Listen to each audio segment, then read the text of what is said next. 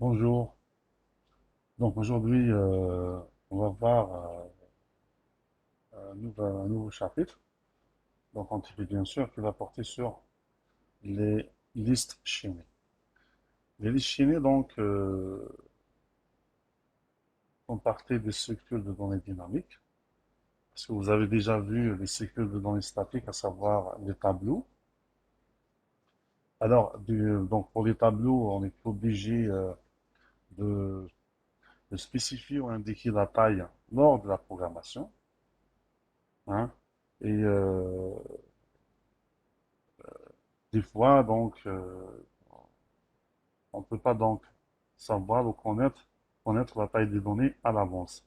C'est-à-dire, la taille donc est dynamique. D'accord? C'est-à-dire, elle dépend donc des données générées par le programme.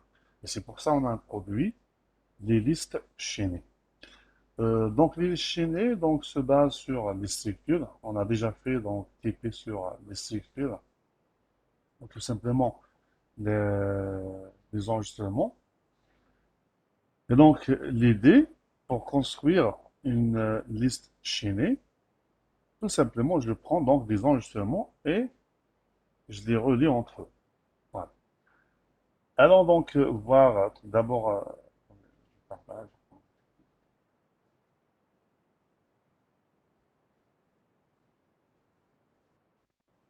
on va créer un nouveau projet. On va créer un nouveau projet, new project.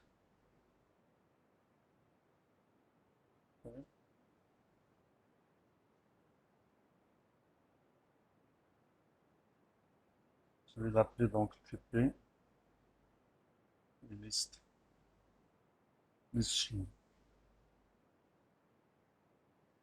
Voilà.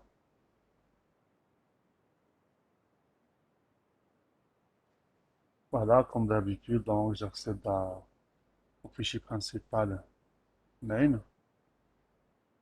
Voilà, donc je suis le nouveau fameux session. Euh, donc les listes chaînées, j'ai dit donc sont tout simplement c'est une structure de données dynamique, donc qui dynamique constitue ou composée de d'enregistrements qui sont appelés donc des suivis et qui sont chaînés entre eux. D'accord? Et à tout moment, lors de l'exécution, la taille de cette liste peut évoluer en termes de ajout, ajouter, supprimer ou modifier. Vous voyez? Donc, et pour c'est-à-dire les champs de l'enregistrement, tout dépend donc du contexte d'application, ce que je veux faire. Mais un champ qui est obligatoire, c'est le champ pointeur qui pointe sur les blocs voisins. On va voir par la suite, il y a plusieurs types de listes chaînées. Selon il y a les listes chaînées donc unidirectionnelles et les listes chaînées bidirectionnelles. Et aussi donc pour les unidirectionnelles, tout dépend du mode d'accès. Est-ce que les faux, FIFO, hein. Donc, tout dépend donc comment donc on construit notre liste chaînée. Allez-y donc, puisque j'ai dit que les chiens donc, utilisent des enregistrements. Alors là, on est obligé donc hein, de déclarer l'enregistrement, hein, euh, comme d'hab. Donc regardez, donc là, je définis mon enregistrement. Là, je vais construire une liste chaînée plutôt euh, composée donc d'enregistrements, où chaque enregistrement, tout simplement, contient deux champs. Qu'est-ce qu'on a dit tout à l'heure? On a dit que un champ est obligatoire, on a attribué un obligatoire, qui est le pointeur, champ pointeur qui pointe sur l'enregistrement voisin, ou bien le bloc voisin. Alors, et dans ce cas,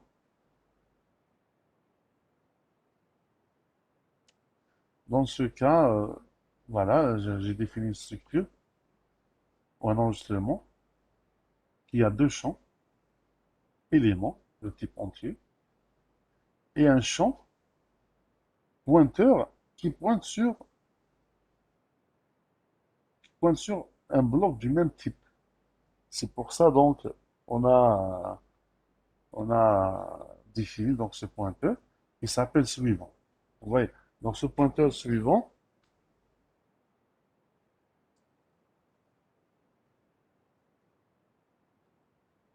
alors, donc on a dit,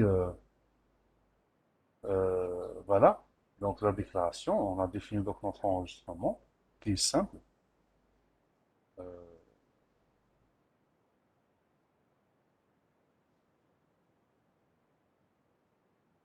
donc on a là, on a défini donc un type 1, qui s'appelle un T-list. Voilà. Ensuite, euh,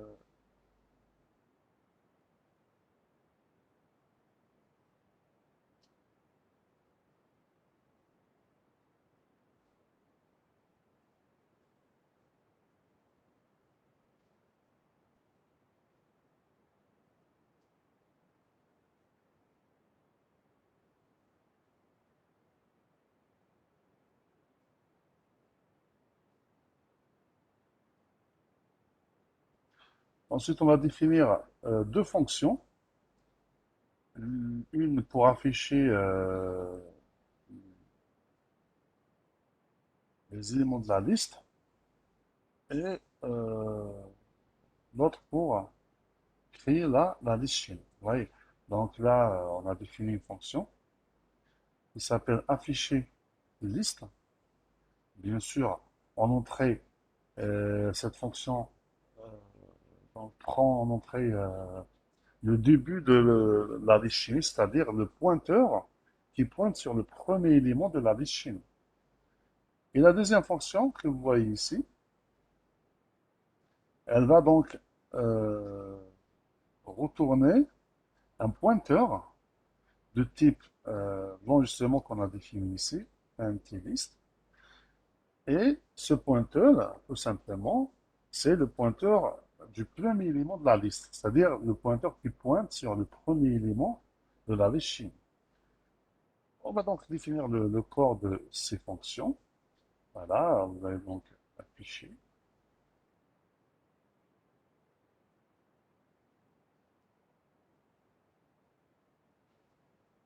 Regardez. euh,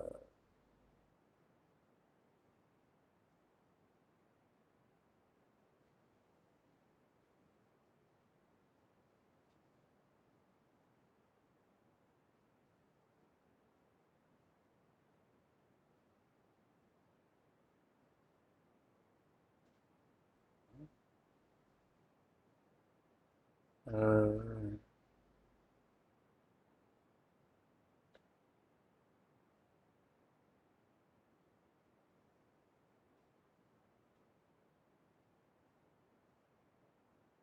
voilà, regardez. Donc, en entrée, elle prend le pointeur du premier élément de la liste, c'est-à-dire le pointeur qui pointe sur le premier bloc ou le premier enregistrement de la liste. Là, on va créer donc, utiliser, déclarer plutôt un pointeur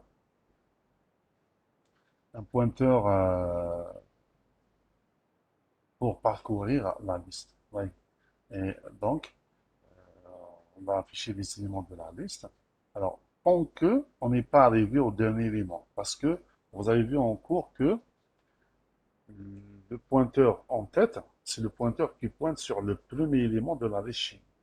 Ensuite, chaque élément de la liste chaînée, puisqu'on a défini ici, hein, regardez, son champ suivant pointe sur le bloc suivant. D'accord? Alors, comment on sait que on est arrivé à la fin de la liste chaînée? Tout simplement, c'est ce champ a la valeur nulle, c'est-à-dire il ne pointe sur aucun enregistrement. Ça veut dire qu'on est arrivé au dernier bloc de la liste chaînée. Donc, c'est pour ça on parcourt la liste, hein. On dit donc, tant que le pointeur est différent de nul, ça veut dire qu'il pointe sur un bloc, C'est-à-dire, donc il est différent d'une, ça veut dire il pointe sur un bloc, j'avance. C'est pour ça que dans la fonction, while p est différent de nul, printf, p est bien.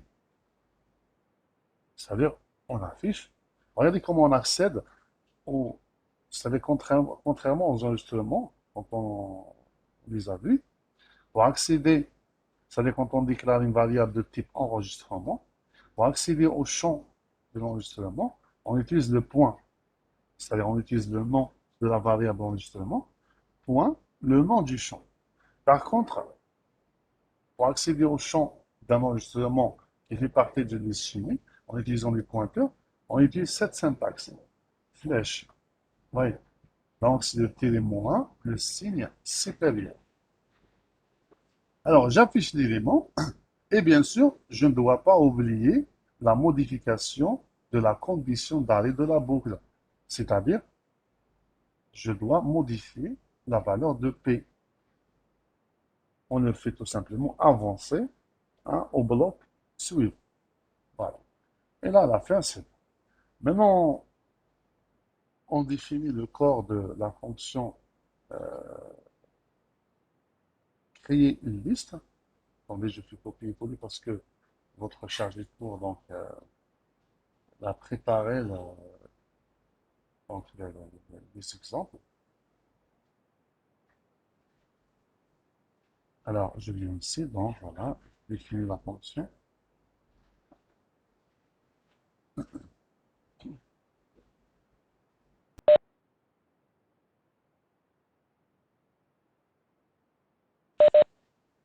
Je définis donc la fonction créer liste qui retourne le pointeur en tête. C'est simple, hein. Sauf que il faut faire attention lors de la manipulation des listes chimiques parce que l'utilisation des pointeurs vraiment est délicate parce que si on trompe d'adresse, on va se retrouver ailleurs et on peut donc commettre des erreurs d'exécution. Alors, regardez, euh, là on a utilisé la boucle de while. Je vais expliquer pourquoi. Je vais expliquer pourquoi.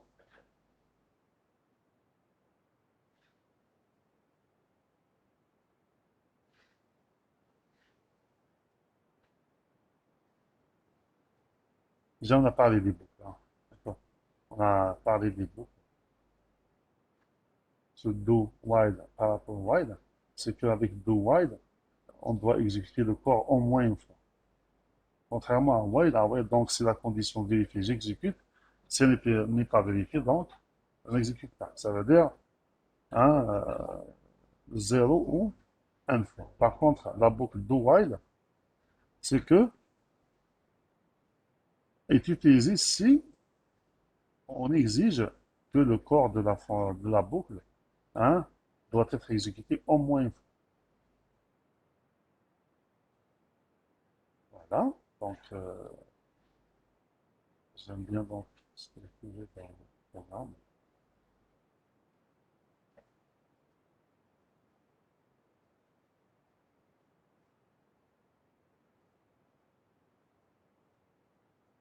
On va donc détailler cette fonction instruction par instruction.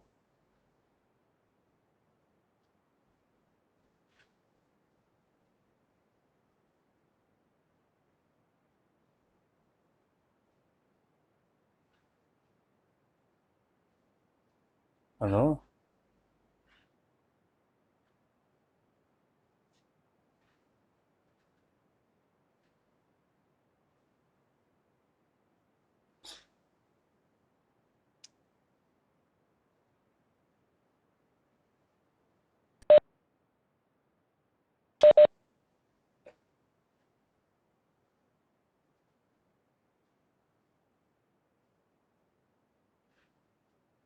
voilà, et voilà. Donc, regardez, on va détailler cette fonction. Donc là, on va construire une liste chaînée. On commence. Regardez, je déclare deux variables de type entier. C'est clair, le m c'est pour inviter l'utilisateur à spécifier le nombre de blocs de la liste Chine. Et c'est pour donc le parcours. Et là, vous avez deux pointeurs, P tête, hein, de type 1T list. C'est le type enregistrement qu'on a défini ici. Là, on invite l'utilisateur à introduire le nombre d'éléments de la liste. D'accord, nombre d'éléments de la liste. Tant que le nombre n'est pas strictement positif, hein, je boucle. Ensuite, au début, j'initialise tête à nul. Et là, je vais boucler sur le nombre m.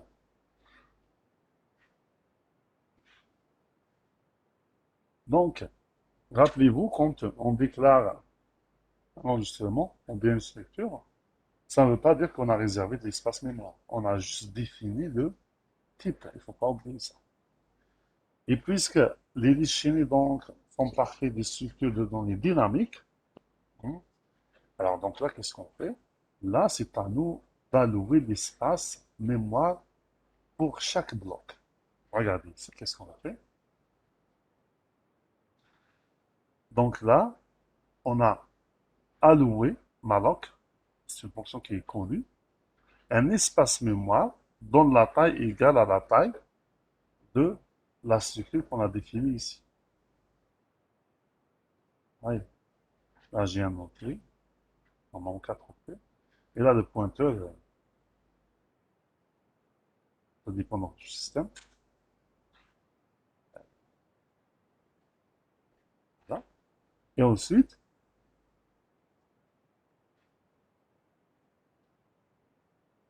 cet espace, donc, sera pointé par P.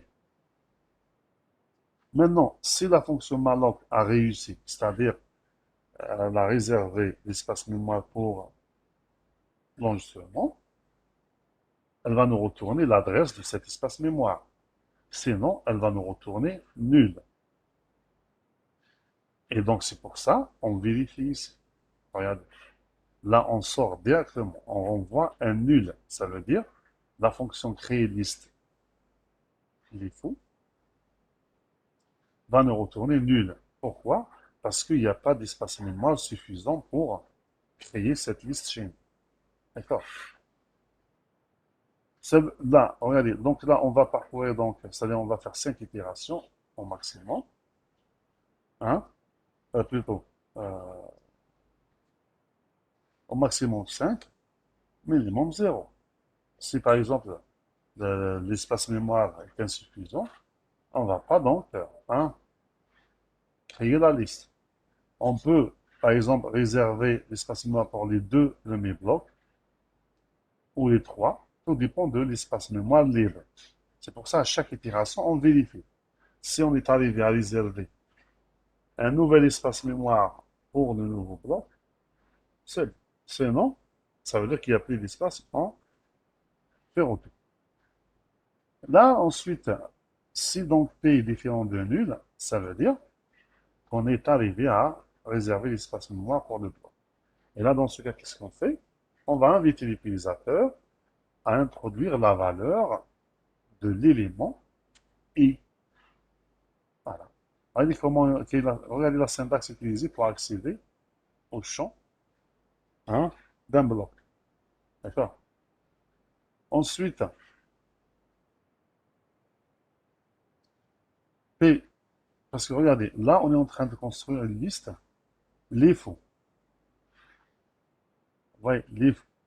C'est-à-dire last in, first out. Et c'est pour ça, donc, regardez, là, on garde toujours la trace de tête. Donc, tête, c'est-à-dire quand on crée le bloc, dans le suivant, on met tête, sachant que tête est initialisé à nul. Et ensuite, tête va prendre la place de P. Donc, on utilise P pour allouer, donc, pour réserver l'espace mémoire pour le bloc. Ensuite, pour initialiser ce bloc. Et on met dans le champ suivant du bloc pointé par P l'adresse du bloc précédent. Parce qu'on est en train de construire une liste, les faux. D'accord?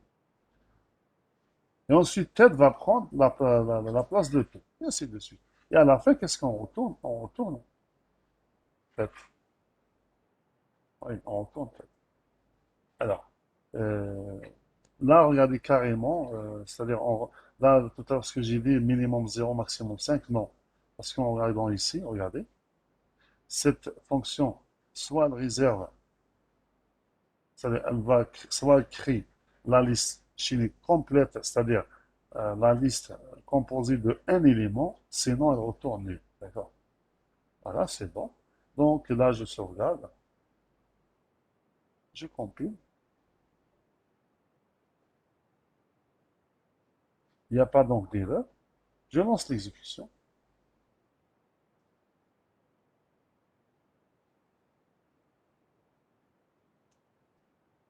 Attendez, très bien.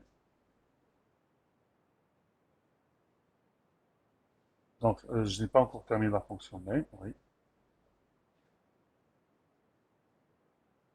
Dans la fonction main, qu'est-ce que je mets? C'est simple. Je déclare une variable, un pointeur plutôt. Oui, je déclare un pointeur.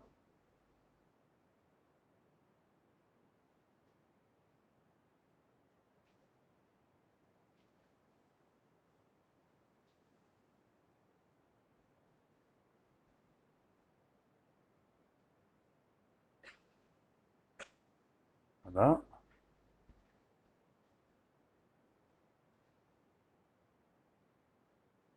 voilà.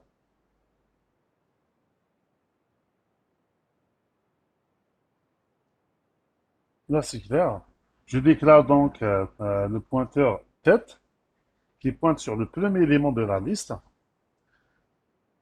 J'appelle la fonction créer liste. Maintenant, cette fonction va me retourner le pointeur du premier bloc de la liste.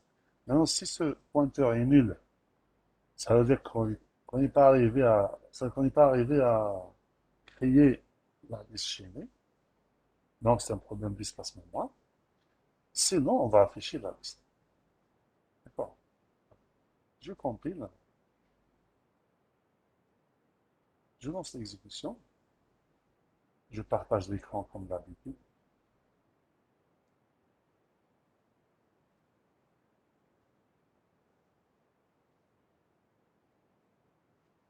Là, ce qu'on voit ici, donc, il m'invite à indiquer le nombre de blocs ou d'éléments de la liste. Je mets par exemple 5. Voilà. Par exemple, le premier, donc, c'est 10. Le deuxième, c'est 20. Le troisième, c'est 30. Le quatrième, c'est 40. Et le dernier, bien sûr, 50. Vous voyez, voilà. Éléments de la liste. Regardez, il ne faut pas oublier, donc, on a créé une liste les faux. Ça veut dire, le dernier entrée sera donc le premier, hein, sorti. Justement, on a introduit donc 50, c'est la dernière valeur introduite. Automatiquement, lors du parcours de la liste, on va commencer par le dernier introduit, qui est 50. Ça, vous voyez l'affichage dans le sens inverse. Je peux créer, par exemple, une liste chaînée, donc, FIFO, first in, first out. Sauf qu'il faut faire attention au chaînage. C'est-à-dire, lors de la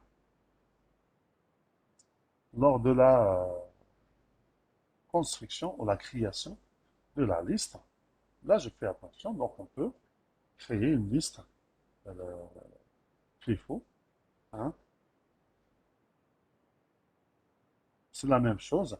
Là, qu'est-ce que je vais ajouter? Tout simplement, ajouter la fonction créer. Regardez, donc, si je fais ça, copier, coller. Là, je mets tout simplement FIFO. Là, qu'est-ce qui va changer? C'est tout simplement l'ordre de création. Alors là, qu'est-ce que je fais?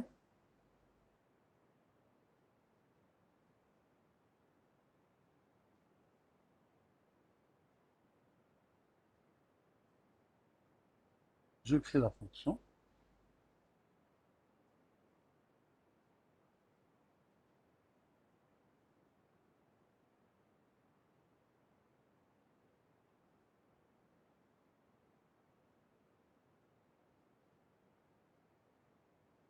Donc, les chiens sont très faciles.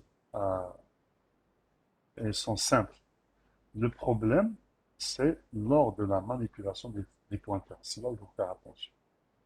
C'est là où il faut faire attention. Euh, Attendez, donc je crée la fonction créer. On a déjà créé une fonction. Très bien.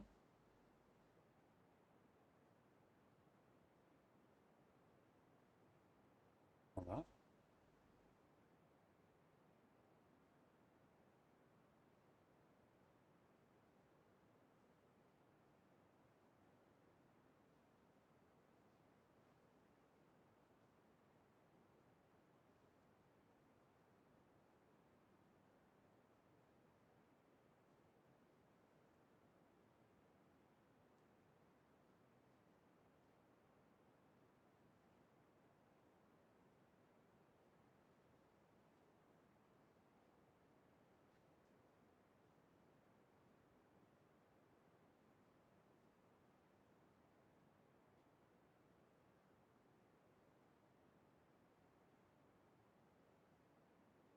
Voilà.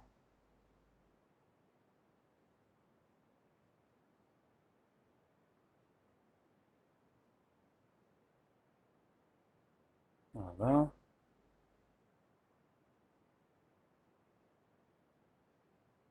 Voilà.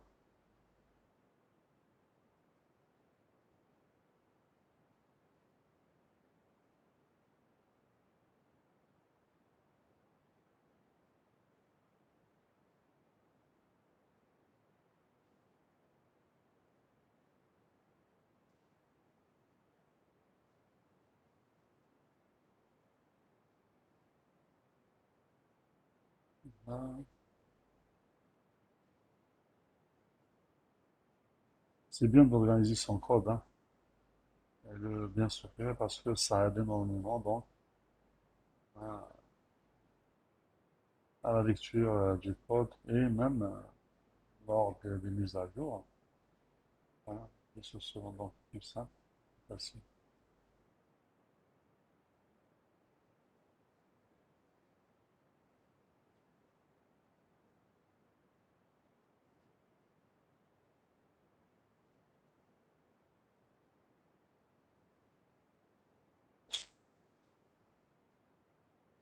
Voilà.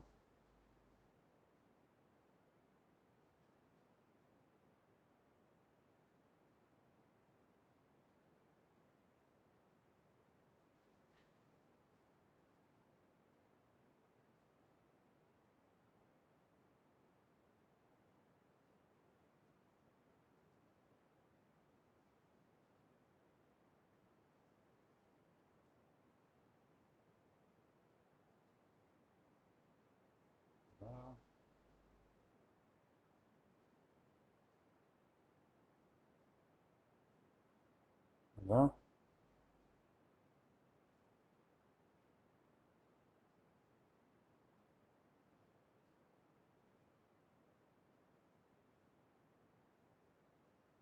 Voilà.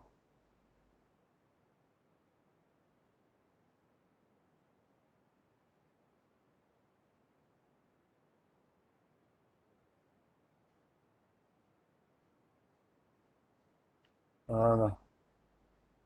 Alors, regardez donc,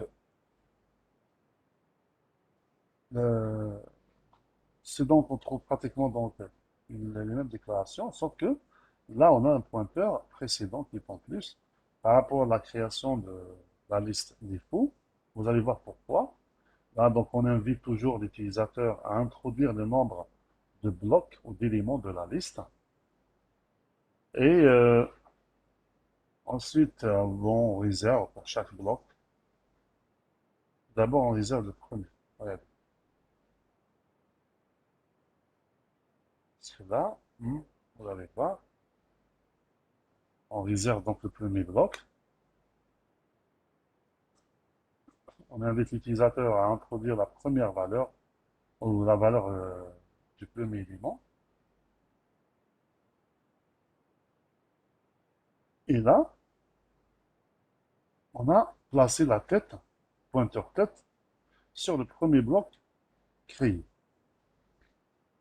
Parce que, si je peux le dire, la création de la liste, il est faux et très simple par rapport à la création de la liste il faut. Parce que l'IFO, qu'est-ce qu'on fait? On crée un bloc et on recule. Ouais, c'est oui, donc on recule. C'est-à-dire, je fais et je recule.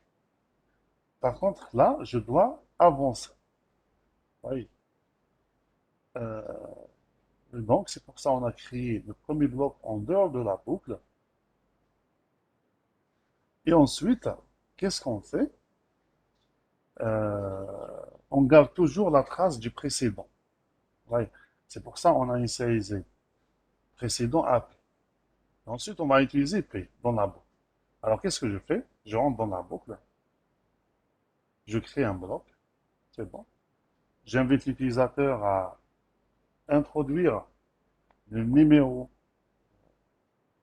ou la valeur donc, de l'élément, du champ élément du bloc. Et là, regardez le chaînage comment est établi. J'ai le précédent, dans son champ suivant, je mets P. Vous voyez, j'ai mis P. C'est pour ça donc, on était obligé d'introduire un troisième pointeur. Et dans le champ précédent, et ensuite je déplace mon pointeur vers P. Vous voyez. Donc avec c'est-à-dire la création de la liste défaut, je recule. Vous voyez. C'est-à-dire le premier élément, je laisse toujours le dernier dans la liste. Par contre, avec la création de la liste défaut, non. J'avance et je laisse le premier derrière. Vous voyez. Et c'est pour ça, hein, je garde toujours la trace du dernier élément créé. Comme ça, quand je crée l'élément suivant, hein, je peux établir le chaînage, le précédent, dans son champ suivant, de soit le bloc que je viens de créer, et ensuite je dois faire avancer, hein, je dois donc faire avancer le pointeur précédent vers le bloc que je viens de créer. Vous voyez. Voilà. Et bien sûr, je ne dois pas oublier, il faut faire attention, de mettre la valeur nulle dans le champ suivant du dernier bloc créé. Et je retourne la tête. Alors regarde. Euh, regardez, donc je sauvegarde, je sauvegarde, je compile, pas déjà, je lance l'exécution. Attendez, je préfère donc, je me pose. Euh, donner n nombre d'éléments de la liste FIFO, voilà. Et là, j'invite l'utilisateur à donner le nombre d'éléments de la liste FIFO. Je compile, il n'y a pas d'erreur. Je lance l'exécution. Attendez, je partage l'écran.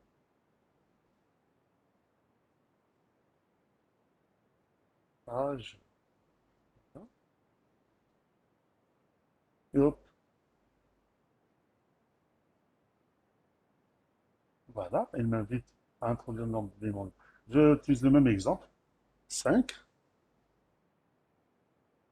Alors là, je mets 10. Je vais utiliser la même valeur pour voir la différence. 30, 40 et 50. Hop. Oui, j'ai oublié d'appeler donc les fonctions. Ok.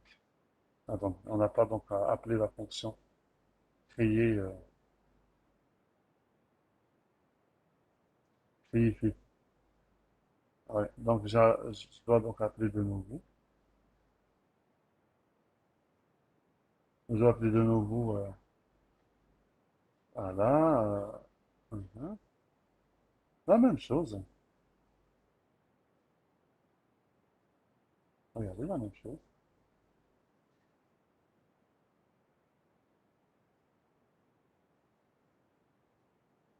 Là, j'ai mis, c'est-à-dire, ça concerne la création de la liste des fonds. Et là, je vais appeler donc les fonds. Là, hop,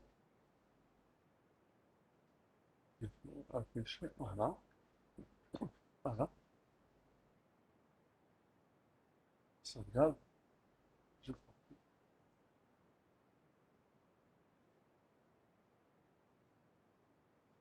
Donc là, j'ai eu undefined reference to. Voilà. J'ai utilisé donc le nom. Voilà, regardez. Donc, parce que là, j'ai F minuscule. Et j'ai appelé donc ça avec F majuscule. Pour ça, j'ai eu une erreur de compilation. Je compile. Là, undefined reference to QI. Ouais. Attendez, je vais me copier. Code liste. Comme ça. Parce que liste avec E. Là, il n'y a pas de E. Je compile. Et là, c'est quoi? Et là, compile. Et là, donc, euh,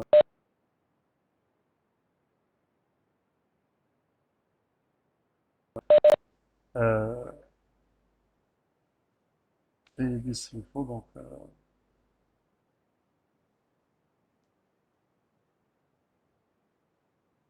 attendez, bon, là, qu'est-ce que j'ai mis ici? Voilà. Ouais. Il y a combien de E? Liste. Ou bien j'enlève le E pour rester cohérent. C'est pas grave.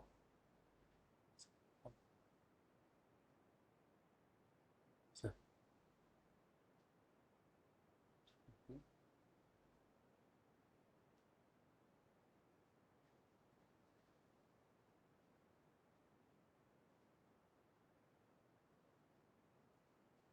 alors, qu'est-ce qui se passe?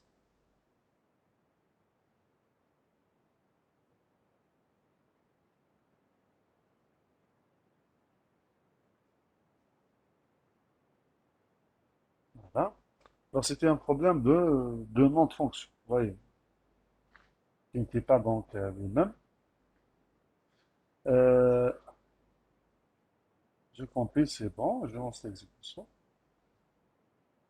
Bien sûr, je fais le partage.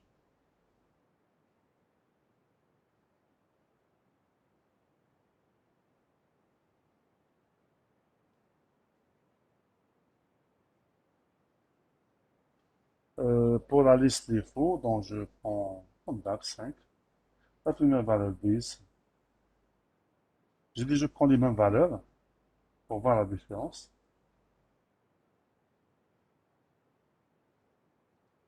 Hop. Maintenant pour la liste FIF, je prends 5 aussi. Donc disons que j'agrandis la fenêtre d'exécution. Là je prends 5. La même chose, donc je prends 10, 20, 30,